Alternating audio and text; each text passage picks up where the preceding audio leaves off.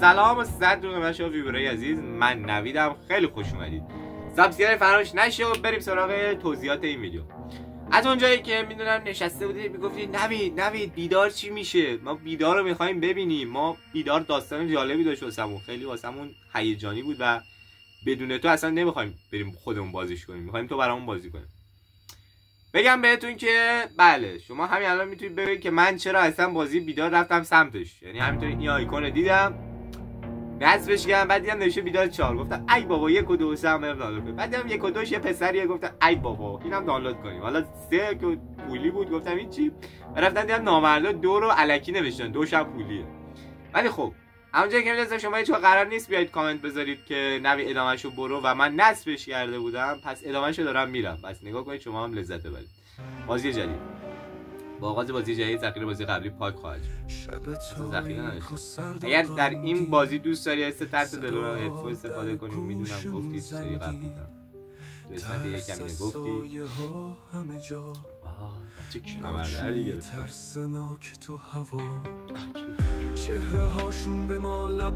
خب. اینم همون توضیحات لودینگش این سری فرق. آنتا یاسای قلبی این بازی مشاهده که جولیا بالاخره توانست هلن را پیدا کنه، اما خارج از زیر زمین ساختمان متروکی و خروج از جنگل از اینکه تصمیم اهریمن جالش خطرناکی است. هلن و جولیا موفق خواهد شد که سال خانه برنامه این جولیا، این دختر هلنه. جولیا اومده بود دوستش رو پیدا کنه. ما تو قسمت 1 رفتیم یه موش جنی رو کشتیم و تموم شد داستان بازی. دوزش هم که بازی نکردیم، پس تصور میکنم اومده هلن رو پیدا کرده و الان داره برمیگرده. یه چاقو دستمون جای خون. این چیه رو زمین؟ یک تنها بگیره. صدای دستی خود رو زیاد. چشم. یه تایشه دوستان، این بیشتر نمیخوام. سلام هلن جون.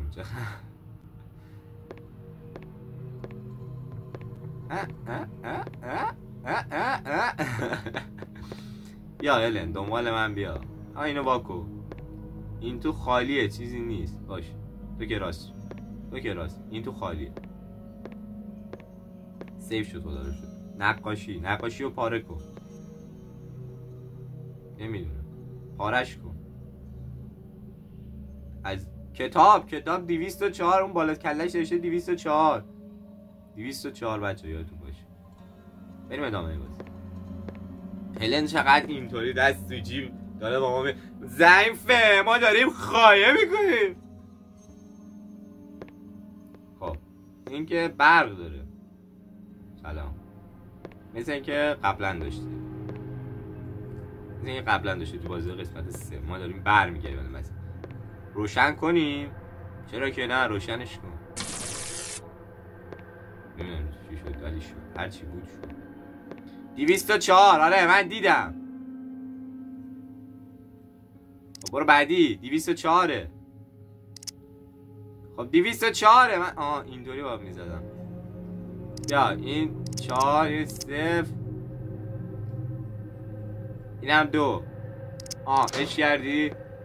بیا با من بریم هلن جون، بیا با من بریم.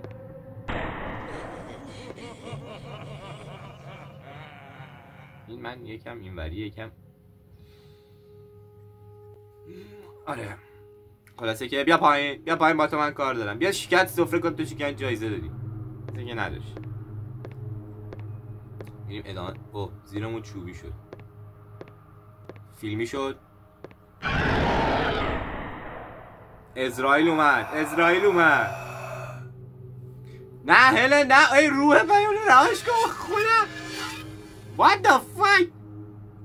خب یه نامه برامون گذاشت. از جنگل من خارج شد تا هلن رو بهت برگردونم. نور تو آزارم میده. فرشته تاریکی به یاد داشت، به نظرم مهم.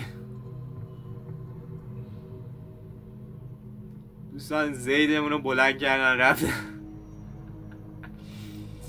بهتر برگردم خونه دیگه، کاری ازم برمی‌آمد. بازی ساز دهنتو سرویس. وای دهنت سیف. کمودو واکن. کمود دول بده اونجا کسی در نیاد. خروج. فشار روحی سنگینی رو تجربه کنم. تا درجه من در یک چشم همزن نابود و بله ناپدید شد. احساس کنم بدنم سوس و روحیم تضعیف شد. خودم را رها کردم از جنگل. خسته شدم، همه چیز رو به تقدیر سپردم. اینا زده باشه. بازیساز اینجا حوصله‌اش سر رفت، گفتش بازی پول نمیده بذار تمامش ساخته. خب بریم. اون سعی میکنه من قبل از خارج شدن جنگل از بین ببره. باید خیلی مراقب باشه. اینجا همون جنگلی که افسانه زیادی دربارش شنیدم، جنگلی جن زده به نام بیدار. فهمیدم. بعد یه جعبه کمک‌های اولیه. یه سرنگ داخل جعبه است. بردار. بی خود استفاده نکن، فقط ورش کن.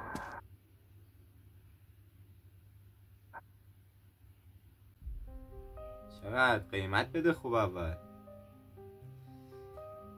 این بود قسمت 4 بیدار. 1 تا 4 رو بچه ها بفکر نمیدونم.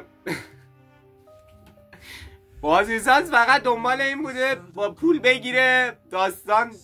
ببین یه قسمت من بذار توصیف کنم بازیساز چجوری بوده. خب اول گفته وحشت چه بازی خفنی، برم من روش تقلید کنم.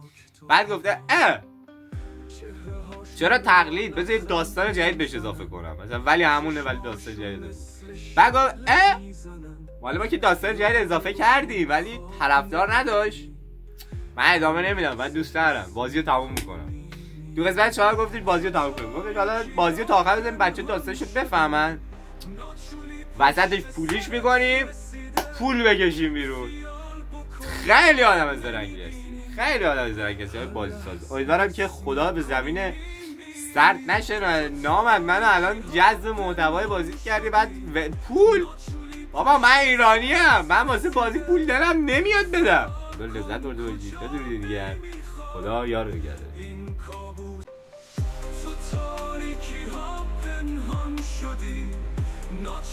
پشت سرت رسیده فرار کن.